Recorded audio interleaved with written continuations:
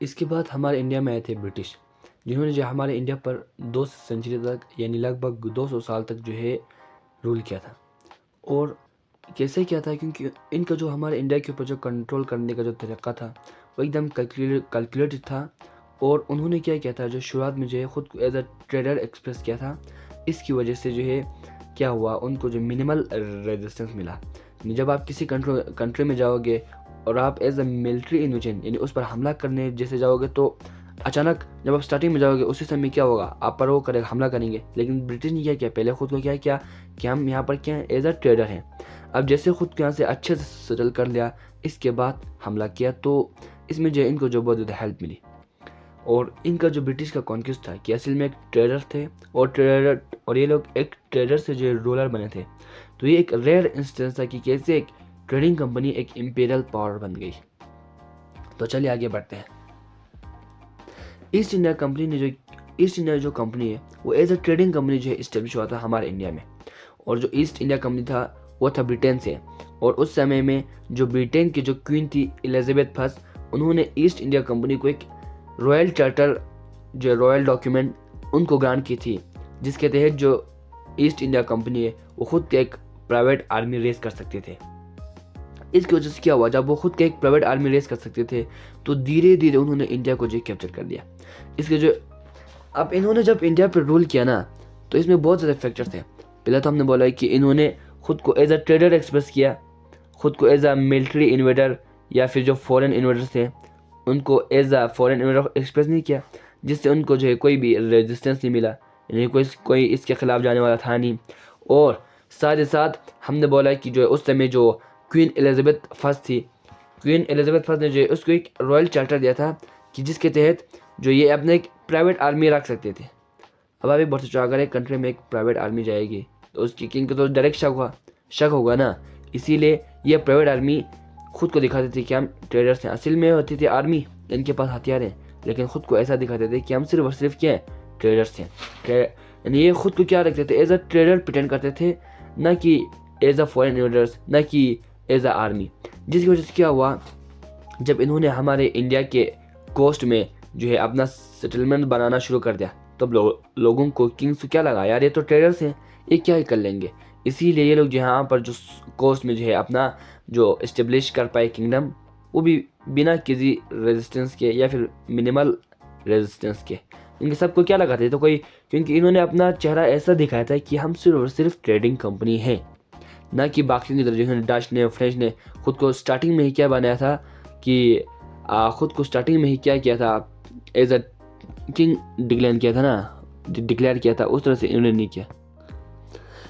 तो इन्होंने हमारे इंडिया के जो है कौन कौन से कोस्ट पर, हमारे इंडिया के जो है इन्होंने सूरत, मद्रास, बॉम्बे और कलकत्ता, इस तरह के कोस्ट पर जो है उन्होंने क्या किया था, जो है अपना किंगडम एस्टेब्लिश किया था।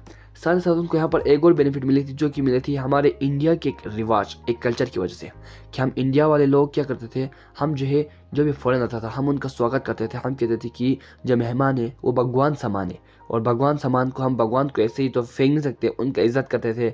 इसीलिए जो कंपनी का जो एक लॉन्ग टर्म का जो क्या था, एक एम्बिशंस था, एक सोच थी इंडिया पे रूल करने का, उसको छुपाने में बहुत ज़्यादा मदद मिली। अब आप इस नोट का एक स्क्रीनशॉट ले लीजिए। इसके बाद आते हैं वो स्ट्रेटजीज जो कि ब्रिटिश ने हमारे इंडिया के ऊपर रूल करने के लिए यूज़ किया। उनमें से एक आता था divide and rule. Divide and rule का सिंपल मतलब यही है कि मान लो एक देश है, अगर देश एक होगा, एकदम यूनाइटेड होगा, तब क्या होगा, इन पर जो हमला करना, इन पर रूल करना बहुत ज़्यादा गुस्सा, मतलब कि बहुत ज़्यादा मुश्किल काम हो जाएगा। लेकिन जब देश को हम क्या करेंगे, डिवाइड करेंगे, तो पहले इस छोटे कॉलोनी को क्या करेंगे, हम इस पर कब्जा करेंगे। तो जो दूसरे कॉलोनी है वो तो ऑलरेडी आपस में क्या है, दुश्मन है। तो जब इस पर हमला करेंगे तब ये लोग इनका साथ नहीं देंगे। इसी तरह से जब इसको कर लिया, इसके बाद इसको करेंगे, इसी तरह से पूरे देश करेंगे। यही स्ट्रेटेजी इन्होंने इस्तेमाल किया था ब्रिटिश ने हमारे इंडिया को कैप्चर करने के लिए। अगर हमारी इंडिया एक हो जाती तो शायद ब्रिटिश आज हमारे ऊपर राज नहीं कर पाते। यानी कि उन्होंने क्या किया, उन्होंने खुद को एज अ प्रिटेंडर रखा कि हम सिर्फ और सिर्फ ट्रेडर्स हैं, लेकिन साथ ही साथ उन्होंने क्या किया, जो लोकल रूलर्स हैं उनके साथ फ्रेंडली रिलेशनशिप बनाया। वो किससे बनाया, जब किसी भी लोकल रूलर होता था, जब भी कोई हमारा लोकल रूलर होता था, वो जब वार करता था उसके राइवल के साथ, तो उसके लेवल में जो सपोर्ट करता था लोकल रूलर को, कौन करता था? ब्रिटिश करता था। अब इससे इसके साथ क्या बन गया? अच्छा खासा फ्रेंडशिप बन गया, अच्छा खासा दोस्त बन गया। साथ ही साथ एक जो रास्ते में जो बाधा था, एक जो मुश्किलात थी, वो ख़त्म हो गए। अब धीरे धीरे ये खुद इसके ऊपर रूल करेगा। वो कैसे, आप जानिए। वो करता था लोकल रूलर्स को सपोर्ट देता था उनके जो है खिलाफ में, जो रेबल्स हैं उनके खिलाफ। इसकी वजह से क्या हुआ, उन्होंने ख़ुद को जो है पॉलिटिकल कॉन्फ्लिक्ट में जो है ला दिया, ख़ुद को जो है पॉलिटिकल कॉन्फ्लिक्ट के अंदर डाल दिया। और वो as a group of decision influence on as a group emerge हुए, जिनका जो है डिसीजन के ऊपर बहुत ज़्यादा इन्फ्लुएंस होता था रेदर देन फॉरेन इन्वेडर्स। यानी कि वो लोग असल में थे फॉरेन इन्वेडर्स, लेकिन अगर वो लोगों को दिखाते कि हम फॉरेन इन्वेडर्स है तो उनको मिलता खिलाफत रेबल। लेकिन उन्होंने क्या किया, लोकल रूलर्स के साथ फ्रेंडशिप बनाई और साथ ही साथ जो खुद को किस में डाला, इंडियन पॉलिटिकल में डाल दिया।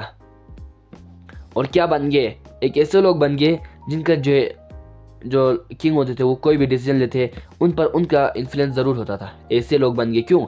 अब किंग को इन्होंने बहुत ज़्यादा अपने आर्मी के साथ सपोर्ट किया, ऐसे सपोर्ट नहीं किया, आर्मी के साथ ठीक ठाक सपोर्ट किया। तो जब भी किंग कोई डिसीजन लेगा तभी ये भी वो कुछ राय देंगे, इनसे भी कुछ राय मांगेगा नहीं, क्योंकि किंग को इस पर भरोसा हो गया। इसीलिए वो एज अ फॉरेन इन्वेडर्स नहीं दिखने लगे, बल्कि क्या दिखने लगे, एज अ पावर ब्रोकर।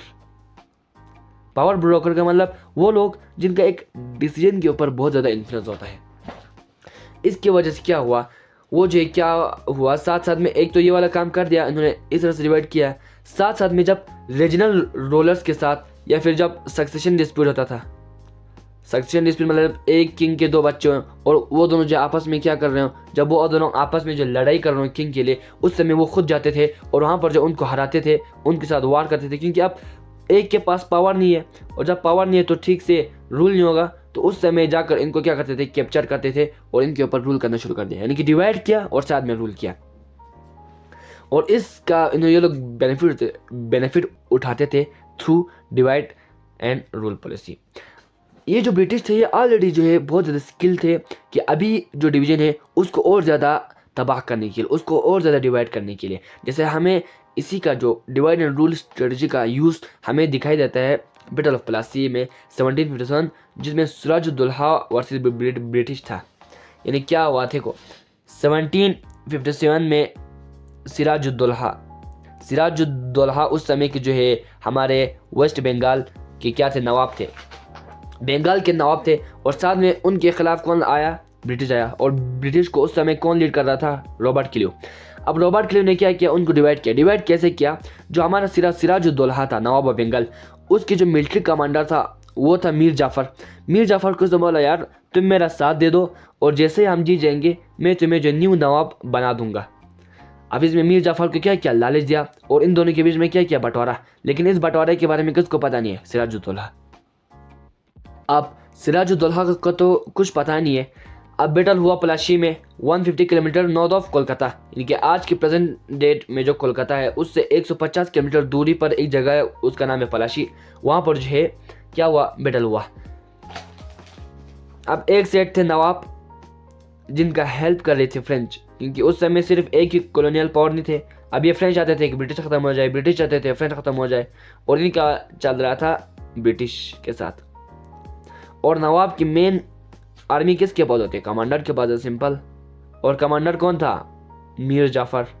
और मीर जाफ़र ने क्या किया था, ब्रिटिश के साथ हाथ मिला लिया था, संबंध बना लिया था, रिलेशन बना दिया था, जिसकी वजह से फ्रेंच के साथ देने के बावजूद, फ्रेंच ने साथ दिया लेकिन उसके बावजूद क्या हुआ, जो है बहुत कम होने की वजह से जब मीर की जाफ़र साइड में हट गई, इसकी वजह से सिराजुद्दौला हार गए। और बैटल ऑफ प्लासी में हमने देखा कि 1757 में जो ब्रिटिश का कंट्रोल आ गया बंगाल में। और इवन आज तक हम जो मीर जाफ़र को एज अ ट्रेटर मानते हैं, एज अ गद्दार मानते हैं। अब यहाँ पर क्या किया, यहाँ पर हमें एक बात समझ में आ गई कि उन्होंने क्या किया, उन्होंने खुद को एज ए किंग मेकर बना दिया। किंग मेकर कैसे, उन्होंने मीर जाफ़र को क्या बोला, मीर जाफ़र को बोला कि तुम क्या करो, तुम जो है हट जाओ, नहीं मत तुम जो हमारा साथ दे दो, हम तुमको किंग बना देंगे। यानी कि खुद को क्या बनाया, खुद को बनाया किंग मेकर। और जब उन्होंने खुद को किंग मेकर बनाया तो धीरे धीरे उन्होंने क्या किया, धीरे धीरे इसी तरह से जो बड़े बड़े टेरिटरीज थे उन पर अपना कब्जा कर दिया। और 19th सेंचुरी में ये एक कदम और आगे बढ़ गया। क्यों? इन्होंने तब इंट्रोड्यूस किया डॉक्ट्रिन ऑफ लेफ्ट। पहले तो ये लोग डिवाइड एंड रूल करते थे, अब इन्होंने एक पॉलिसी लाई जिसको एक्सेप्ट करना था ही था, वो था डॉक्ट्रिन ऑफ लेफ्ट। अभी डॉक्ट्रिन ऑफ लेफ्ट क्या है, चलो इसको थोड़ा डीप में समझते हैं। उस समय क्या होता, कुछ ऐसे स्टेट होते थे जो कि कहते थे यार हम जो है ब्रिटिश की सुपरमेसी को एक्सेप्ट करते हैं, ब्रिटिश सुपरमेसी को एक्सेप्ट करते हैं, हम इनके खिलाफ नहीं जाएंगे, हम रेबल नहीं करेंगे, बस आप हमें जो है हमारा राज चलाने दो। यानी वहाँ पर होते थे हमारे इंडियन रूलर्स और इंडियन रूल करते थे, लेकिन अंडर किसके? ब्रिटिश के। तो ब्रिटिश को क्या था, उसको ज़्यादा से ज़्यादा लैंड अपने अंडर लाना था। तो उन्होंने क्या किया, डॉक्ट्रिन ऑफ लेव्स किया। डॉक्ट्रिन ऑफ लेव्स के तहत क्या था, जितने भी जो प्रिंसली स्टेट थे, प्रिंसली स्टेट हमने अभी यहाँ पर बता दिया, और जितने भी प्रिंसली स्टेट थे, अगर उनके जो किंग है, अगर किंग का कोई मेल हेयर नहीं है, कोई लड़का है, किंग के क्या होते हैं? बच्चे होते हैं, और अगर वो बच्चा है या नहीं है, लेकिन बच्चा हो तो क्या होना चाहिए? लड़का होना चाहिए, बच्चा होना चाहिए, और वो क्या होना चाहिए? लड़का होना चाहिए। अगर बच्चा नहीं है, कोई लड़की है, तो फिर उसको कोई फ़ायदा नहीं। तो क्या होगा उस समय, अगर किसी किंग का बच्चा, यानी किसी प्रिंसली स्टेट के किंग का बच्चा अगर लड़का नहीं है या उसको कोई बच्चा नहीं है, तो उसकी जो स्टेट को क्या किया जाएगा? एनेक्स किया जाएगा, यानी कि उनसे छीन लिया जाएगा। अब इससे क्या हुआ, इससे हमारे हिंदू ट्रेडिशन में एक जो है बहुत ज़्यादा अचानक, हम क्या बोलें उसको, कि अचानक सरप्राइज जैसा कुछ हुआ। क्योंकि हमारे हिंदू ट्रेडिशन में ऑलरेडी था कि एडॉप्शन, जिसमें जो है दूसरे बच्चों को एडॉप्ट करते थे और ख़ुद के बच्चों को जो है खुद के बच्चे बना लेते थे और बाद में वो किंग बनते थे। रॉयल सक्सेशन ऑलरेडी था, लेकिन इसको बंद कर दिया किसने? ब्रिटिश ने। क्योंकि ब्रिटिश ने देखा था यार ये लोग हमेशा ऐसे करते हैं, इससे अच्छा तो हम ऐसे करेंगे कि जिनके पास बच्चे नहीं है, जिनके पास बच्चे नहीं है, कोई लड़का बच्चा नहीं है, तो उनके हम स्टेट को क्या करेंगे? एनेक्स करेंगे। स्टेट की एक बेस्ट डेफिनेशन ये कि एक ऐसा रिमेन है, एक ऐसा रीजन जो कि एक हमारे इंडियन रूलर या किंग के अंदर क्या रहते थे, अंडर कंट्रोल में रहते थे। लेकिन इनको जो इन्होंने क्या किया था, इन्होंने बोला था कि हमें ब्रिटिश की प्रोटेक्शन चाहिए, हम ब्रिटिश की सुपरमेसी को मानते हैं, और इनके अंदर जितने भी टैक्स पैसे, इनको जो है ब्रिटिश को रेगुलर पैसे देने पड़ते थे। हमारे इंडिया को जब आज़ादी मिली उस समय 500 प्रिंसली स्टेट थे, यानी कि जो हमारे सब कॉन्टिनेंट का 40%, ये था हमारे प्रिंसली स्टेट। और डॉक्ट्रिन ऑफ लेफ्ट जो कि हमने अभी भी पढ़ा, उससे क्या हुआ, उससे जो बहुत ज़्यादा जो प्रिंसली स्टेट थे वो सब जो ब्रिटिश के अंदर आ गए, यानी कि ब्रिटिश का जो टेरिटोरियल एक्सपेंशन हुआ। इसकी वजह से जो बहुत ज़्यादा गुस्सा आया हमारे इंडियन पीपल में, और इसी गुस्से ने और ज़्यादा कंट्रीब्यूट किया 1857 के रेबिलियन में। यानी कि 1857 में रेबिलियन हुआ था, उसमें सिर्फ एक ही वजह नहीं थी। अब 1857 का रेबिलियन क्या है ये हम अभी आगे पढ़ेंगे, लेकिन उससे पहले 1857 को करने के लिए मान कोई काम होता है, जिसे कभी कभार क्या होते हैं, हम जो पढ़ रहे होते हैं और पढ़ने की अचानक बीच में हम पढ़ाई को छोड़कर रील देखने लगते हैं। वो ऐसे क्यों होते हैं? पहले हमारे मन में हल्का सा सो जाता है, यार थोड़ा रेस्ट कर लो, इसके बाद एक स्ट्राइक आता है, यार हमें थोड़ा बोरिंग लगने लगता है। उस समय हमें क्या करना चाहिए? ब्रेक लेकर खुद को रिफ्रेश करना चाहिए थ्रू वॉकिंग या थ्रू वाटरिंग। लेकिन हम क्या करते हैं? हम रील्स में कूद जाते हैं। क्यों? क्योंकि पहले से ही अब सिचुएशन ऐसे आ रही थी। तो उसी तरह से जब 1857 में रेबिलियन हुआ तो उसके लिए बहुत से रीजंस कंट्रीब्यूट कर रहे थे, और उन्हीं में से एक था डॉक्ट्रिन ऑफ लेफ्ट, जिसने हमारे इंडियन के अंदर जो है गुस्सा डाल दिया था। Doctrine of left. इसके बाद इन्होंने ये एक लाया, इसके बाद इन्होंने एक और लाया था, एक और अलायंस, वो था हमारा सब्सिडियरी अलायंस। अब ये सब्सिडियरी अलायंस क्या था? सब्सिडियरी अलायंस ऐसा होता था कि इसमें ब्रिटिश क्या करते थे, मान लो एक रूलर है, मान लो एक किंग है, तो किंग के अंदर इंस्टॉल करने किसको? एक ब्रिटिश ऑफिसर को। अब किंग के कोर्ट के अंदर जब एक ब्रिटिश ऑफिसर को इंस्टॉल कर दिया, तो कोर्ट के अंदर जो भी बात होगी वो सब ब्रिटिश ऑफिसर को पता चलेगा नहीं चलेगा? चलेगा, यानी कि ब्रिटिश को ऑलरेडी पता चलेगा। तो उन्होंने क्या किया था, एक रेजिडेंट जो इंडियन रूलर के कोर्ट में इंस्टॉल करना, और इसके एक्सचेंज में इन्होंने क्या बोला, हमने बोला यार, इन्होंने बोला हम क्या करेंगे, आपके कोड में हमारा जो है एक आदमी देखेंगे, और इसकी मदद से हम जो आपको इंटरनल थ्रेट, या फिर एक्सटर्नल थ्रेट, इन दोनों से हम आपको क्या करेंगे, प्रोटेक्शन करेंगे। यानी आप एक बार सोचिए, ये लोग बोल रहे हैं, ब्रिटिश बोल रहे हैं कि हम आपको क्या करेंगे, हमारा एक आदमी यहाँ पर रखेंगे जो कि आपको internal threat plus external threat से बचाएगा, और इसके एक्सचेंज में क्या होगा, इसके एक्सचेंज में जो है आपको हमारे ब्रिटिश के आर्मी को जो है पूरा मेंटेन करके रखना पड़ेगा, वो भी आपके खुद के पैसे से। यानी पैसा दे रहा है राजा, राजा दे रहा है पैसा, लेकिन कंट्रोल है ब्रिटिश के हाथ में।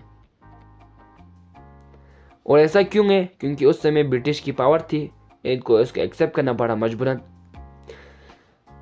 और साथ ही साथ इनको फॉरेन रिलेशन जो बनाते थे वो बनाते थे थ्रू ब्रिटिश। अब इससे क्या होगा, जब कोई फॉरेन रिलेशन होगा, जब दूसरे किंग के साथ कोई बात करनी होगी, तब थ्रू ब्रिटिश करेंगे। तो ब्रिटिश तो यही कोशिश करेंगे कि उनको डिवाइड की जाए, क्योंकि हमने पहले पूछा ये लोग क्या करते थे, डिवाइड करते थे और रूल करते थे। साथ ही साथ उन्होंने बोला कि हमारे मिलिट्री को आप चलाओ, इसके बदले में हम क्या करेंगे, आपके जो इंडियन रूलर के कोड में हमारा एक रेजिडेंट रखेंगे जो कि आपको इंटरनल थ्रेट और एक्सटर्नल थ्रेट से बचाए रखेगा। अब इससे वो लोग ऐसा दिखाते थे, हम जो है आपके जो पिछली स्टेट की जो सोवरेनिटी है, जो आज़ादी है, जो इंडिपेंडेंस है, उसको बचाए रखेंगे। लेकिन इस सिस्टम की वजह से धीरे धीरे जो रियल पावर है वो ब्रिटिश के पास ले जाती थी। अब आप एक बार सोचिए, जब वो किसी दूसरे राजा की मदद मांगना चाहेगा, जब कोई जो है अगर अचानक ब्रिटिश हमला कर देता, वो किससे मदद मांगेगा, क्योंकि फॉरेन रिलेशन तो सिर्फ ब्रिटिश की वजह से होता था। तो डेट्स इट। अब आप इसका एक स्क्रीनशॉट ले लीजिए। और जो रूलर ऑफ हैदराबाद थे वो उनमें से थे जिन्होंने इस अलायंस को जो है 1798 में पहली बार इनको जो है एक्सेप्ट किया था। और एक बार अगर कोई स्टेट या कोई प्रिंसली स्टेट इस सिस्टम के अंदर आ जाती थी तो इसके बाहर निकालना बहुत ही ज़्यादा इम्पॉसिबल था। और इसीलिए हम कहते थे ब्रिटिश को एन एम्पायर ऑन चिप। इनका एम्पायर तो इनका बहुत ज़्यादा आर्मी है, लेकिन आर्मी का खर्चा कौन उठा रहा है, किंग उठा रहा है। यानी कि एक एम्पायर तो है लेकिन बहुत ज़्यादा सस्ते पे। थैंक यू, मिलते हैं नेक्स्ट पार्ट में।